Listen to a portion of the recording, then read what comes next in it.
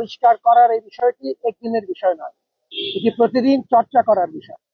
সেই কথাটি আমার পূর্ববর্তী বক্তাদের মধ্যে বারবারই ফুটে উঠেছে। আমরা খুব আন্তরিকভাবে চেষ্টা করব এই ধারাটা অব্যাহত রাখতে।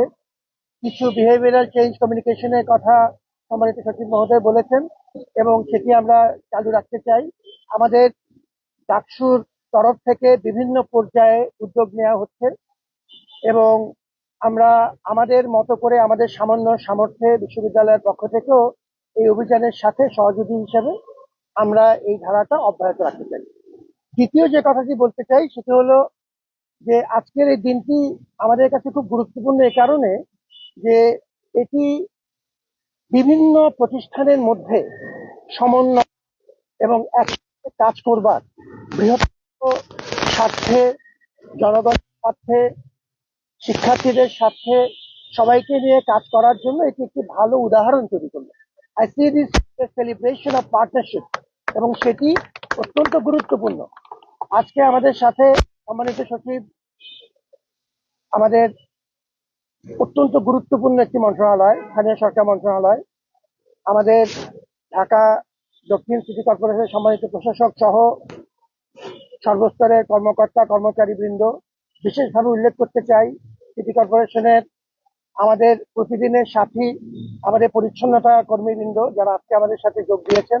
প্রায় 1305 জন প্রশাসক থেকে শুরু করে আমাদের পরিচ্ছন্নতা কর্মী পর্যন্ত তাদের বিপুল বহর আজকে আমাদের সাথে কাজ করছেন।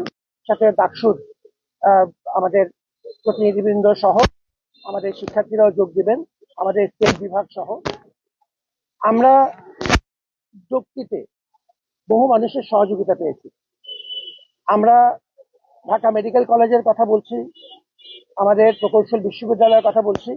আমি এদের কথা আলাদা করে বলার প্রয়োজন মনে করি না এই কারণে যে তারা ঢাকা বিশ্ববিদ্যালয়ের পরিবারের প্রতিদিনের সদস্য।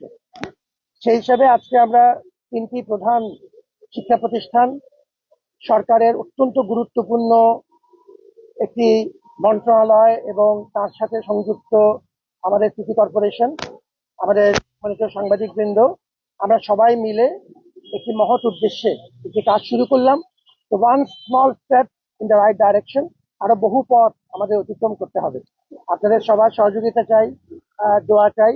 আমরা উপরের দিকে বিশ্বাস রাখি, মানুষের মমতা এবং শুভবুদ্ধির উপরেও আমরা আস্থা রাখি।